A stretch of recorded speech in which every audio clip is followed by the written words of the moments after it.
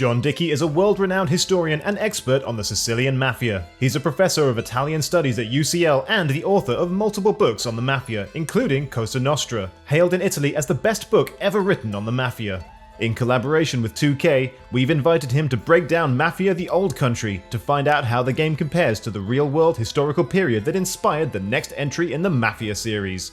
Set in 1905, Mafia: The Old Country features a unique story inspired by the earliest years of the modern Mafia, and includes an array of historically inspired settings, characters, and missions. But what will an expert on the history of the Mafia think about Mafia: The Old Country?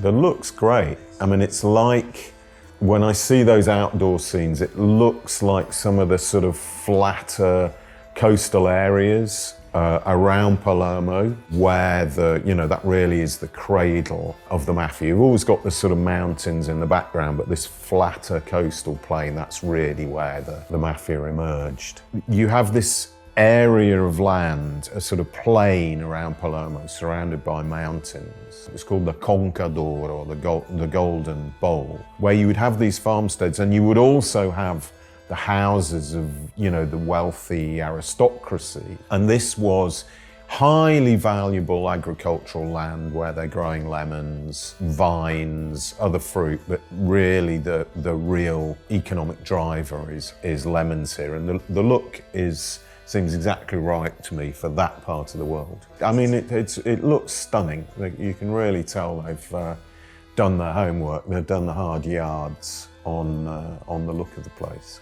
Oh, sulfur mine scene. No, the Mafia of the sulfur mines was a thing. It was a real hotbed of Mafia activity. It's one of the key industries in Sicily, and it was a brutal industry. These mines, they're super, everybody exploiting everybody else in it at each layer of it. From the guys who were like little bosses who hacked the pickmen, they called them, who hacked the rock out from underground, to they were often actually children who were used to carry the rock up to the surface. That Sulfur country was thoroughly Mafia. You can see the research that's gone into the look of this, because there's a Sicilian artist called Onofrio Tomaselli who did a famous picture called I Carusi, which just means the lads, of these basically the child labour that was used in the sulphur mines at around this time. They were the poor ones who'd have to kind of go down underground, fill sacks with these sulphur-bearing rocks, and carry them up. And they dumped the rock in these sort of like furnaces where it would be sort of burnt to reduce it down to the liquid sulfur. And the stink in the air, poison the air, is incredibly unhealthy, an absolutely kind of hellish scene in these sulfur mines. The darkened room, the men in a circle. Come forward. It's going to be an initiation. Now, we know that the Mafia were using the same one they use today, initiation ritual in this period. We know about it because the first mention of it is in a police report in 1876, so already 30 years before this game is set. You've got the dagger on the table. It might often be crossed with a pistol as well. And you're presented by your godfather, your kind of sponsor to the boss, who teaches you the rules. Yeah, I mean, there were local variants, so they kind of riff a bit on how serious an undertaking this is, that, you only come out through death. Always going for the cut on the lip. Some local variants, they did do a cut on the lip. I know that in Corleone, which is a town that's about 50 kilometers from Palermo, they did use the cut on the lip. Usually it's the trigger finger. You prick the trigger finger, and then you drip some of the blood onto the sacred image. That's the Madonna of the Annunciation, which is the Mafia's patron, and they always use that. Burn it in the hand, and now the oath. I swear my loyalty to this family. Goosebumps, they're doing it very well. It's very good. The candlelit thing, they try and make it as spooky as they can and as serious as they can. This is a life-changing moment. When you talk to mafiosi about the moment of their initiation, it's a rite of passage that takes you from being one kind of human being into being something completely different. You're elevated to a whole new form of existence with a whole new sense of who you are and what your priorities are. You get a new identity, basically, and that's a very, very powerful experience. They've done it since the beginning, and they still do it today. And the reason is that it works. It generates loyalty. It generates a sense of awe and authority, vis-a-vis the boss. So yeah, no, it's very important. He uses the word family in that, and that's absolutely right. That's what they referred to it as. But the thing that people tend to get wrong, because the Godfather movie famously gets it wrong, is that they assume by family the mafia means uncles and fathers and sons and brothers and all that kind of stuff. It doesn't. Family is just a metaphor. It's a metaphor for the tight relationship between these blood brothers. When you go through the ritual, you become a blood brother of the other members. And in fact, the Sicilian Mafia has had rules for a long time. They were certainly in force in this period that stopped more than two brothers joining the same mafia family, the same cell of the organization, because they didn't want any particular bloodline taking over the organization. They wanted to keep it as an organization rather than as the expression of a family dynasty. Who are you? Sono Enzo. I work here.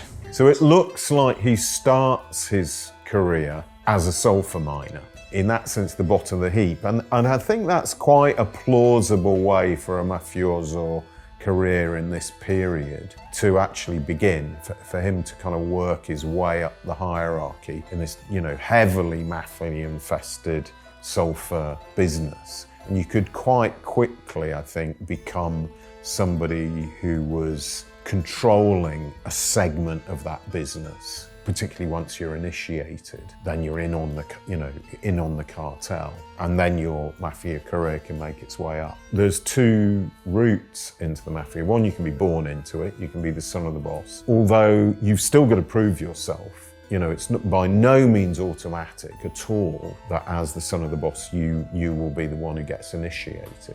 So there's that born into it route, but there's also the route up for the bottom, because the mafia is always looking for criminal talent to recruit and promote, because the stronger and smarter your family is, the better it is against its sort of rivals, stroke partners in neighbouring families.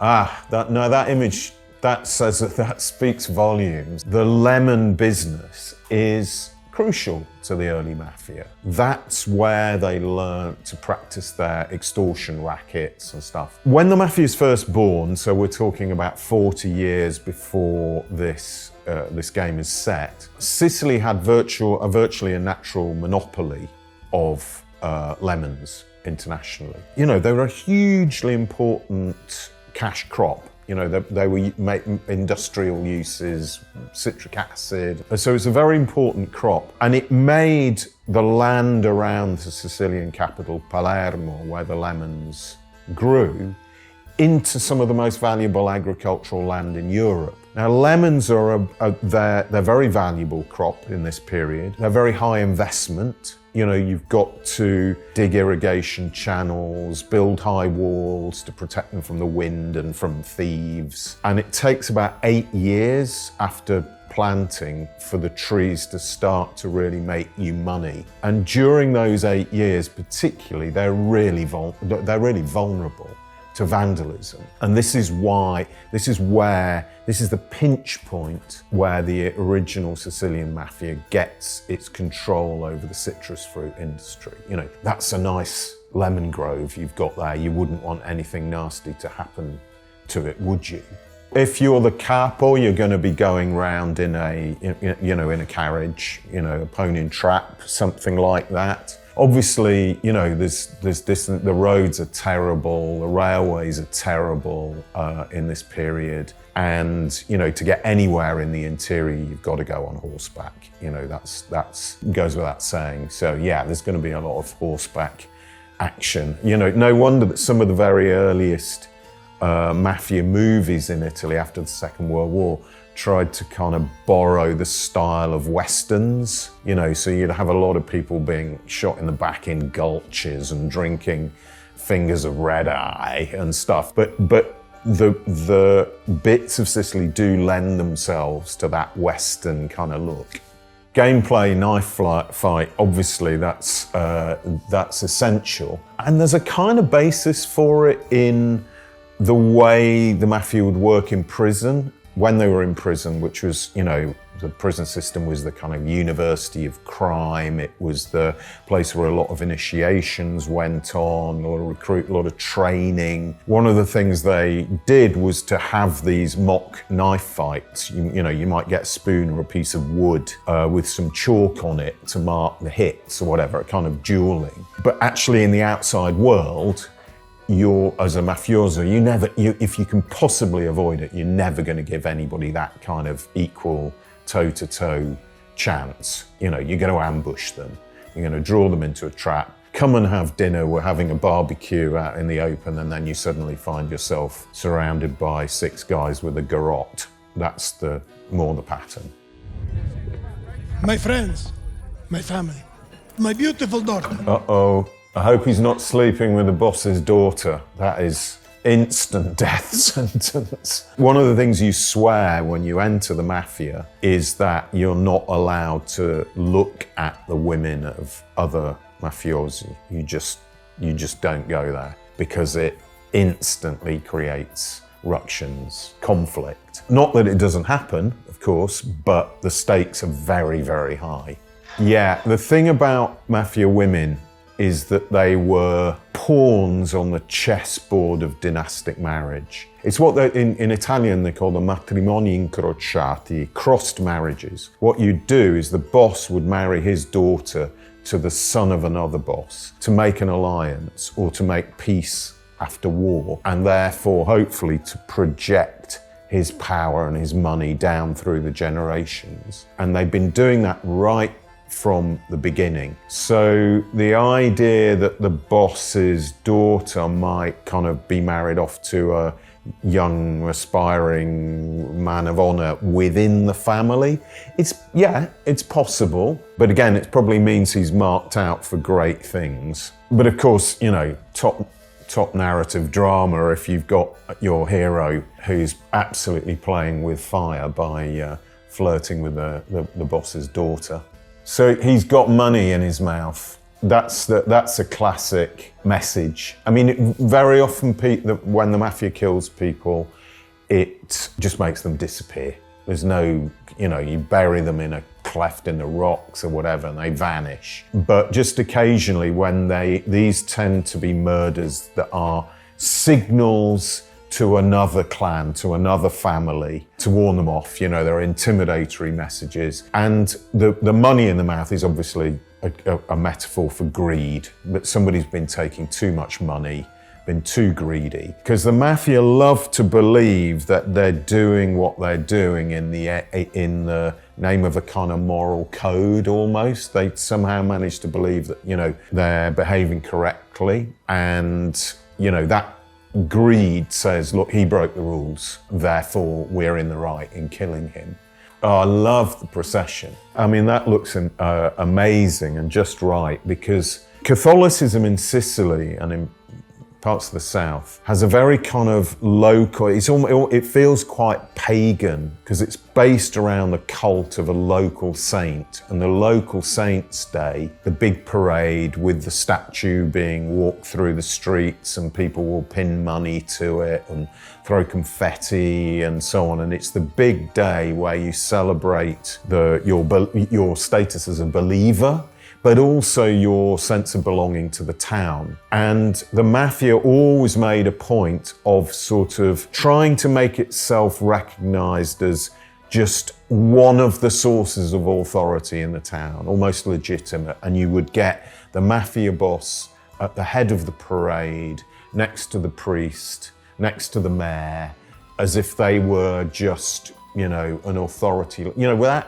actually explicitly saying we're the mafia, because of course it's a secret society and they can't say, but making themselves showing themselves in important, prestigious moments of collective life to reinforce their authority in the sense they were almost legitimate. You know, that was the claim they were making. His family. Loyalty is everything. We do not always get to choose what we do. We can choose who we are. The boss there, talking about loyalty, is giving him a lesson, of course, in omertà. Omertà, the classic mafia word. We tend to assume it means the code of silence. And that is true. It is used in that way. But the origin of the word, and you see it in some mafia documents, like trial papers and stuff for this period, where it's used, it's actually from the Sicilian dialect, from umiltà, which means humility. Humility as a sort of form, humility before the boss, obedience to the boss. The boss's authority is everything. And that originally what omertà meant, this sense of humility. They're so rich, those photographs. And it's really good to see that they've drawn on these historical sources from the period. You can really feel that working itself through the look of the game. No, you can tell just they've invested a lot of time and effort and talked to people who, you know, on the ground, who really know the place and know the feel of the place to communicate a really powerful, authentic idea of Sicily. It feels like it's not just been translated out of a movie, but it feels like it comes out of real exploratory visits to Sicily and looking and copying the feel of, you know, the real thing. Wow, that's amazing. I mean, I don't know much about the original knives, but, you know, that's the route I'd take if I were gonna be as authentic as possible. Sicily, you still get these amazing craftsmen and stuff, traditional craftsmen doing this kind of thing. Don Torrisi looks out for people around here. Sometimes the client is feeling less than cooperative and we need to, teach them a lesson. remind them of their obligations. I've been extremely impressed by the look and the authenticity of it. They've gone into absolutely granular detail to create a sense of the different environments in which the Sicilian Mafia moved in this period. From these sort of agricultural estates out in the Palermo hinterland to sulfur country, to the city, you know, the center of political power and wealth. And it just feels, very, very like Sicily was at this time. So at that level, it's very impressive.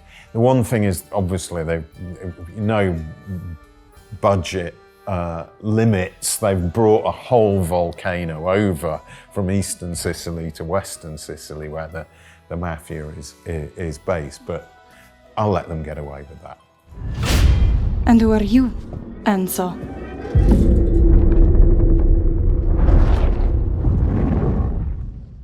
You can adventure through Mafia the Old Country yourself by pre-ordering the game, where you'll unlock the exclusive Soldato Pack. Mafia the Old Country releases on the 8th of August on PC, PlayStation 5 and Xbox Series X and S.